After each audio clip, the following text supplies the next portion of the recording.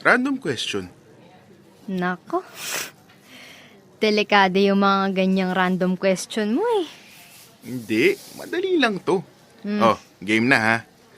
Kung mag-honeymoon tayo, saan mo gusto? Honeymoon agad? Di mo man lang tinanong kung saang simbahan ko gustong ikasal.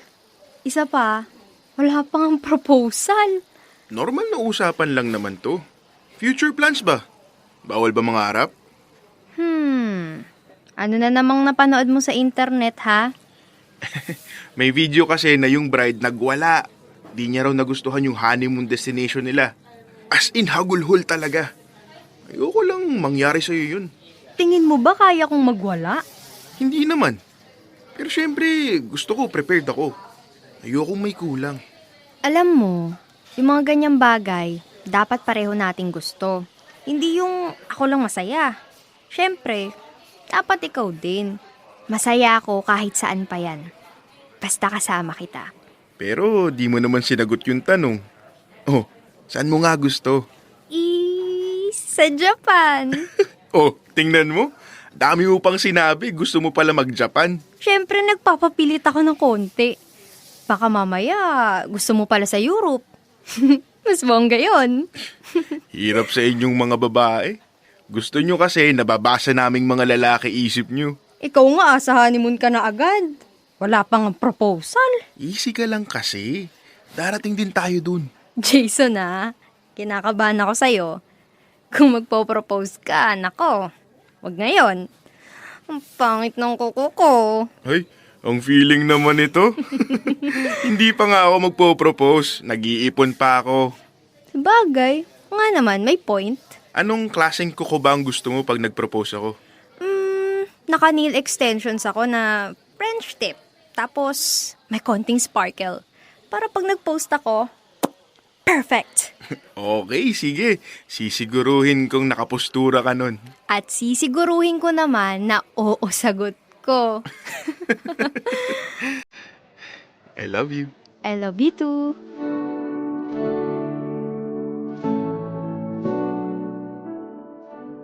Dear Love, ako si Jason. Girlfriend ko si Gemma.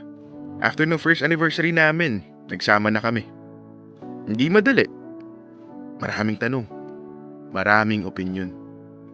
Pero sa araw-araw na paggising ko, nakatabi siya. Doon ko mas napatunayan.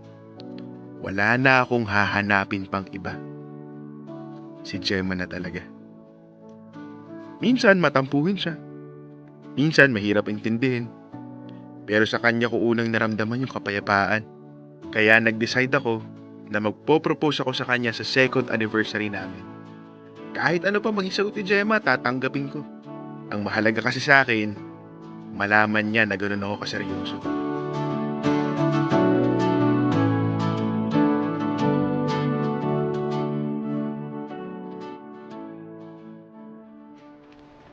Uy, totoo ba? Magpo-propose ka na? Pre, hinaan mo naman boses mo. Baka may makarinig. Sorry na. Na-excite lang ako eh. Grabe. Dati, hirap na hirap kang diskartehan sa Gemma.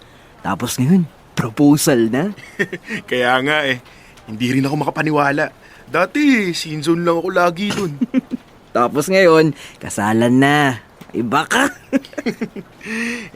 Pag sigurado ka na talaga pre, wala ka nang iisipin pang iba. Kailan mo balak? Sa anniversary sana namin.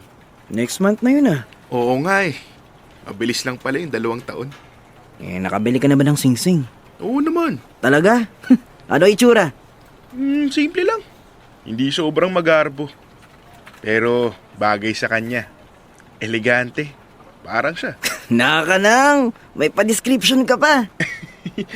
Gusto ko kasi na pag sinuot ko sa daliri niya, alam niyang pinag-isipan ko. Hindi yung basta lang. So, ano plano? Saan ka luluhod? Oh, ito.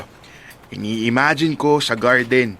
Maraming bulaklak, warm lights, tapos andun kayo ng mga malalapit sa amin. Wow! Di na kita kilala, dude. Punong-puno ka na ng pag-ibig. Ganun talaga pag nahanap mo na yung gusto mong makasama habang buhay. Hindi ka na matatakot mag-commit. Sure ka na ba talaga? Oo, sure na talaga. Hindi ko lang sure kung siya ba handa na. Ano bang ini-imagine mong eksena? Siyempre gusto ko special. Hindi lang basta dinner. Gusto ko yung maaalala niya habang buhay. Oh, ito nga may nakita ko sa internet. Teka. Bakit sa internet ka kukuha ng idea? Hindi ba dapat kung ano yung gusto ni Gemma, yun yung basehan mo? Bro, di ko naman alam yung exact dream proposal niya. Mahalata naman kung magtatanong ako. Dude, magtanong ka sa mga kaibigan ni Gemma. Tingin ko, alam nila yung dream proposal niya. Oo nga no. Ang witty mo dun, Drew. Siyempre, ako na to eh. Brainy.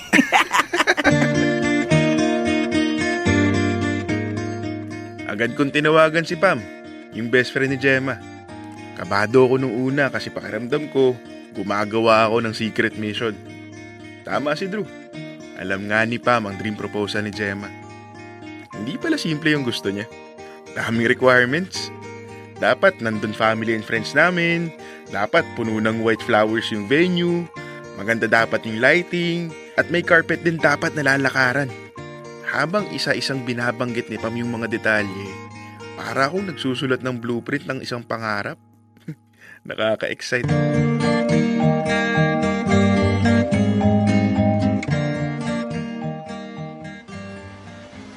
Ate, wala na ho bang tawad? Tawaran mo pa ako ng kunti. Ang dami mo namang tanong. Last price na nga yung binigay ko sa'yo, kuya. Mura na yun. Sa iba ka na lang maghanap ng tela kung namamahalan ka. Ito naman. Sige na nga ho. Bibiling ko na. Dami pang sinasabi. Sandali, ibabalot ko lang yan. Grabe ka makatawad, Jason. Malulugi yung tindera sa'yo eh. Sayang lang din kasi yung discount. Huwag mo namang tipirin yung best friend ko. Hindi ko siya tinitipid. Gusto ko nga mas marami pang options para mas maganda. Ay, good job ka dyan. Oo nga pala. Salamat ulit ha. Hindi ko na kailangang isipin yung mga bulaklak. Wala yun. Kinausap ko na si tita. May supplier siya. White flowers lahat. Free na raw. Talaga? Pam, salamat ha. Basta para sa inyo ni Gemma. Walang problema. Kuya, ito na yung tela mo. Salamat po. Salamat talaga, Pam ha. Alam ko namang busy ka pero sinamahan mo pa rin ako. Wala yun. Ramdam ko namang magpo-propose ka na. Halata ba? Malakas kasi pakiramdam ko sa ganyan. Kaya nga hindi na ako nagulat. Napansin ko nga. Masaya ako para sa inyo. Saksi ako sa failed relationships ni Gemma. Alam ko kung gaano siya nasaktan noon. Kaya, buti na lang dumating ka. So, boto ka talaga sa akin. Oo naman. Uy, wag lalaki ulo mo ah. Pero sa lahat na naging boyfriend ni Gemma, ikaw yung pinakamaayos. Ganun? Pero bakit parang ramdam ko dati ayaw mo sa akin? Eh syempre, kailangan kong siguruhin kung seryoso ka talaga. Pam! Ay! Aray! Okay ka lang? Okay lang ako. Hoy! Tarantado! Baka kasagasa ka pa! Pwede mo na akong bitawan. Ay, pasensya ka na kung bigla kitang hinila ha. Wala yun. Salamat. Tara na. Marami pa tayong bibilhin. Oo nga. Tara.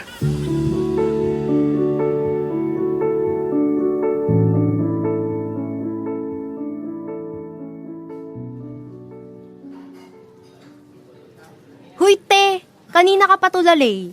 Ano ba iniisip mo? Wala naman. Wala naman. Malalim iniisip mo eh. Ano nga? Paka-usisera nito. Bakit? Masama bang i-check best friend ko, ha? Mamaya, may boyfriend ka na pala. Hindi mo lang sinasabi sa akin. Wala akong itatago sa'yo. Ikaw unang makakaalam kung meron man. Sabi mo yan, ha? Eh, kayo ba ni Jason, kumusta? Okay naman. Ay, alam mo, may kakaiba akong nararamdaman doon kay Jason. Ano naman? Feeling ko, malapit na siyang mag-propose. We, paano mo naman nasabi? Ewan, intuition ba? O pwedeng pilingera ka? Hindi eh. Iba yung mga kilos niya nitong mga nakaraan eh. Parang may tinatago. Tapos minsan, ang lalim tumingin. Nakakakaba. Di ko nga alam kung kabado ba ako o excited. Eh kung sakaling mag-propose nga si Jason, anong magiging sagot mo? Alam mo, sa totoo lang, hindi ko alam. Lo, bakit naman? 'Di ba sabi, dapat kung ano yung maramdaman mo sa mismong araw, yun yung sundin mo. Ayokong mag-yes dahil lang expected ko. Pero ayoko rin namang mag-no dahil lang natakot ako. So, may pag-aalinlangan ka pa? Hindi naman sa pag-aalinlangan. Sabi mo kanina, hindi mo alam magiging sagot mo kung magpo-propose siya. Okay, sige, nasabi ko nga yun. Pero, sigurado ako kay Jason. Mahal ko siya. Kaso lang, Op. Walang kaso lang kung sigurado ka. hindi naman kasi ganun kadali yun. 2 taon pa lang kami kung tutuusin. Nagsasama na nga kami, oo. Pero yung kasal kasi, pangmatagalan na yun eh. Exactly. Kung hindi ka 100%, huwag kang mag-yes. Sabi nga when in doubt, leave it out. Ang bigat naman ng advice mo. Mas mabigat pag mali maging desisyon mo. Teka, bakit parang may pinanghuhugutan ka yata? Wala, no? Gusto ko lang sigurado ka. Hindi dahil masaya ang proposal. Hindi dahil maraming tao. Hindi dahil expected. Alam ko naman na susundin mo ang puso mo eh. Kilala mo ako, no? Oo naman. Kaya ayoko na dehado ka.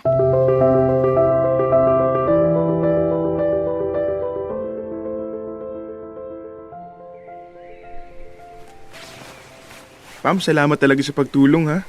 Malaking utang na loob to para sa amin ni Gemma. Wala yun. Ano ba kayo? Maliit na bagay lang to. Kung pagod ka na, pwede ka munang magpahinga. Ako na mag-aayos ng stage. Okay lang ako. Sigurado ka. Oo, sigurado ako. Ewan ko lang sa iba dyan. Anong ibig mong sabihin? Gaano ka kasigurado na mag-yes sa'yo si Gemma? Hindi ko naisip yan Pero siguro naman, hindi siya magno-no. Siguro? So di ka sigurado? Bakit? May sinabi ba siya sa'yo? Sa totoo lang, natutunugan niya na magpo-propose ka na. Tinanong ko siya na what if mag-propose ka nga? Base sa reaksyon niya, may pag-aalinlangan pa siya. Talaga? Mukhang hindi pa siya sigurado. Pero, hindi yan yung nararamdaman ko pag magkasama kami. Paano kung mali ka? Itutuloy mo pa rin ba? Oo. Kung ano mang sagot niya, tatanggapin ko. Mas masaya kung mag-yes siya. Pero kung mag-no siya, maghihintay ako. Kakatawa. Bakit nakakatawa? Para kasing fairy tale yung relasyon nyo. Si Gemma yung prinsesa, ikaw naman yung prinsipe. Lahat umaayon sa inyo. May mali ba ron? Sa bawat fairy tale kasi, may kontrabida. Teka, hindi kita nasusundan. Ano bang ibig mong sabihin? Uy! Ano ba? Bakit mo ko hinalikan? Yan ang problema, Jason. Gusto kita! Matagal na!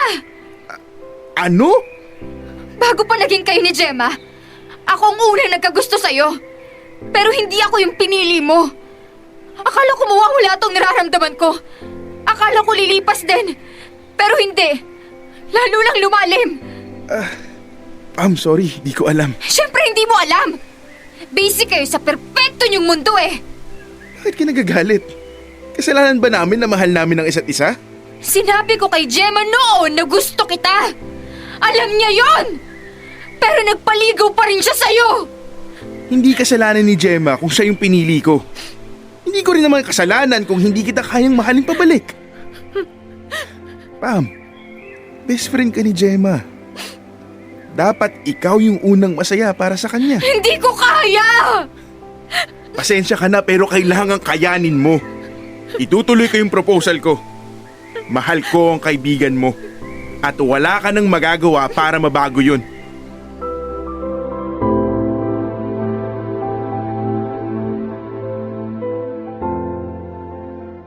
Dear Love, kahit sinubukan ni Pam na pigilan ako, itinuloy ko pa rin ang proposal ko kay Gemma.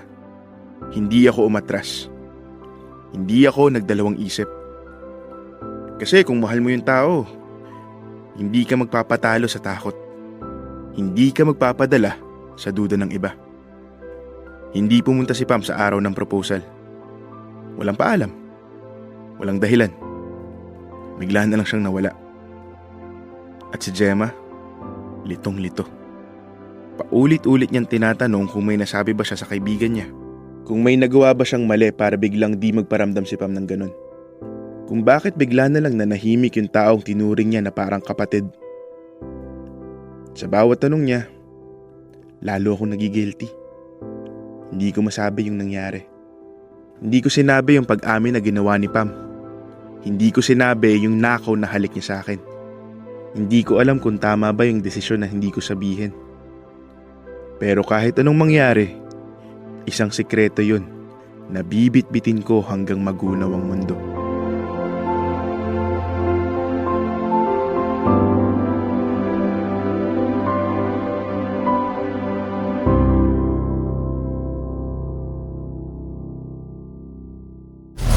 Metro's #1